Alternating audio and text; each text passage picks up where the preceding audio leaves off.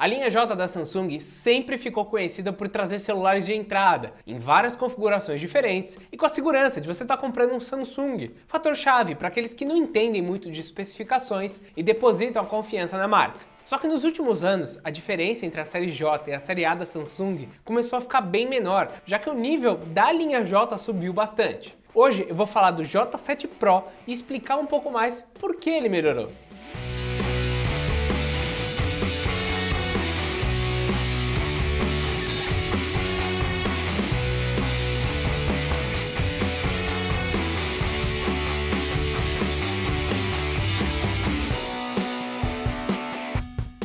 E se você gostar dele, tem links na descrição para várias lojas. Para encontrar o melhor preço, no entanto, eu recomendo o comparador Escolha Segura, uma extensão de Chrome que compara o preço de várias lojas automaticamente, testa cupons, te mostra um histórico de preços e permite você criar até alertas. Então, vai lá que das duas formas você ainda ajuda o canal.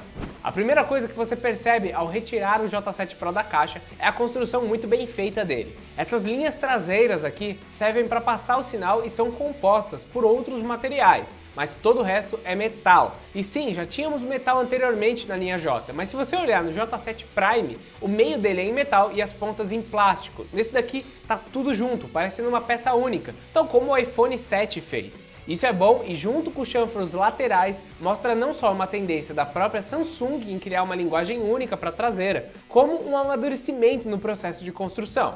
Eu não estou exaltando só a Samsung, a verdade é que a maioria das outras marcas está trazendo uma qualidade bem superior para os seus modelos perto dos R$1.000. O mercado como um todo está evoluindo nesses modelos de entrada e intermediários. Os botões estão no mesmo local do que os J7 anteriores. Ligar na direita, volumes na esquerda. Temos uma entrada de fone de ouvido, USB-B e alto-falante no lado direito do aparelho, coisa que me agrada. A parte frontal parece mais arredondada do que os modelos mais antigos da Samsung, tanto pelo ângulo mais acentuado dos seus cantos, como por um acabamento também um pouco mais chanfrado por toda a tela.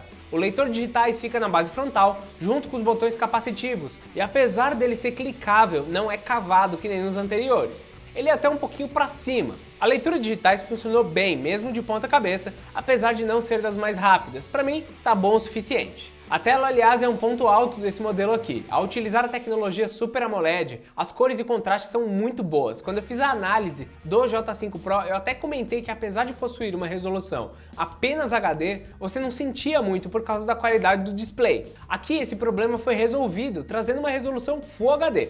Por conta também do Super AMOLED, é possível se utilizar do Always On Display, que deixa não só a hora, como mais algumas informações sempre aparecendo na tela. Como só os pixels brancos que se ligam, isso faz com que o gasto energético seja pequeno, mas ainda assim ele existe, então é bom desligar se quiser economizar bateria, coisa que dá para fazer facilmente através de um atalho de menu. O chipset do J7 Pro é o mesmo que da geração passada, o J7 Prime. Temos aqui um Exynos 7870 com a GPU Mali T830 MP2. O engraçado é que, apesar de tudo estar igual, o desempenho em jogos como Breakneck e Unkilled foi um pouquinho melhor do que no anterior, o J7 Prime. Só que no geral você sente ainda alguns engasgos aqui ou ali, resultado de reutilizar o processador do ano passado. Eu imagino que essa leve melhora deva ser por conta de otimizações de software, mas quando comparado com o J5 Pro, que tem tela de resolução menor, o J7 Pro se sai pior, já que maior resolução também exige mais do aparelho. Os 3 GB de RAM e 64 de armazenamento, no entanto, compensam bastante para aqueles que têm muitos grupos de WhatsApp que abrem muitos aplicativos em paralelo.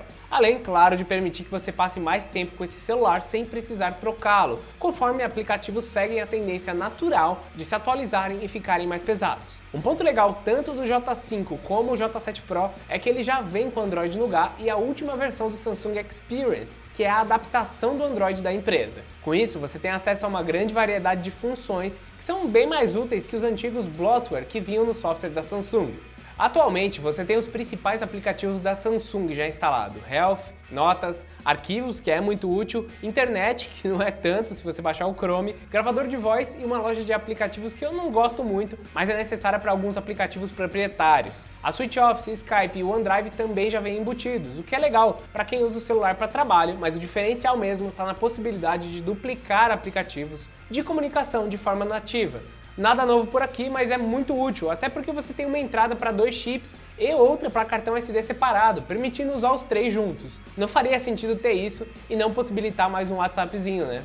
Ele já tem também o Samsung Pay, que consequentemente adiciona NFC no aparelho, tem o Game Launcher, múltiplas janelas e por aí vai. Com o Samsung Experience 8.1, um modelo de entrada na marca já tem a maioria das funcionalidades do atual topo de linha, levando em conta, claro, as limitações de hardware. Além disso, geralmente modelos da linha J recebem um grande update, então devem receber o Android 8 Oreo. A câmera traseira do aparelho conta com os mesmos 13 megapixels do modelo anterior, mas agora com uma abertura de 1.7, que ajuda em fotos em baixa luz. Ela acaba trazendo fotos um pouco mais saturadas do que o normal, mas o HDR realmente funciona de forma legal, trazendo uma real diferença entre o modo comum e o HDR, mas exagerando no contraste em alguns momentos. Tal como no J5 Pro, eu tive muitos problemas para tirar fotos com o mínimo de movimento. Vira e mexe as coisas saem borradas, seja pela falta de estabilização ótica ou pelo processamento muito pesado de toda a linha Galaxy. Uma solução é jogar para o lado esquerdo e optar pelo modo Sports, que mexe no tempo de exposição e deixa tudo menos borrado. Vale comentar que a nova interface da Samsung Experience para câmera é bem legal, apesar de o movimento de alterar para a câmera frontal, que é empurrar para cima, me confundiu um bocado. De qualquer forma, o modo Pro te dá algumas opções que me ajudaram a conseguir bons resultados com essa câmera aqui. Além da falta de estabilização, um ponto ruim é que esse modelo só grava em 1080p. Ele tem também um foco bem lerdo que vai transitando suavemente do desfoque para o foco, o que pode ser bom para cenas com pouco movimento, para não ficar dando aqueles soquinhos que celulares com foco rápido fazem, mas na boa é ruim no geral.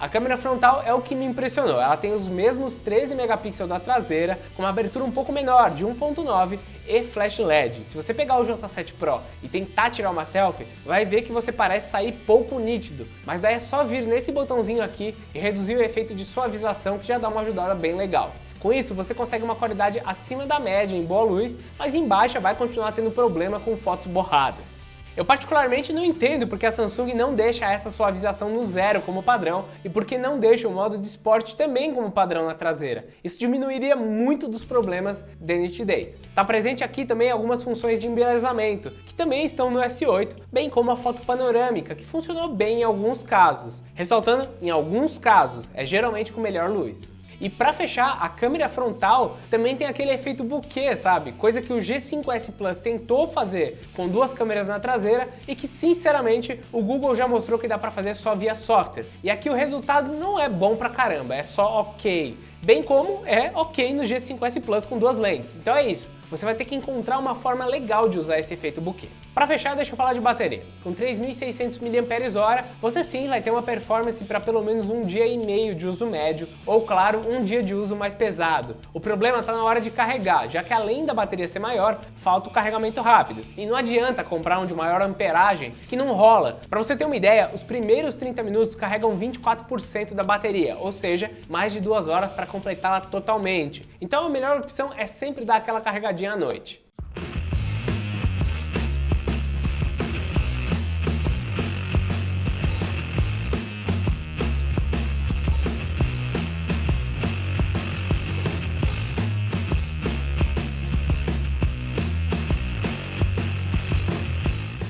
Resumindo, o J7 Pro, apesar de ter sido lançado a R$ 1.700, um preço muito acima do que deveria, já pode ser encontrado por R$ 1.200, onde ele se destaca por conta da sua tela Super AMOLED, a câmera frontal, o design e, em partes, pela sua bateria.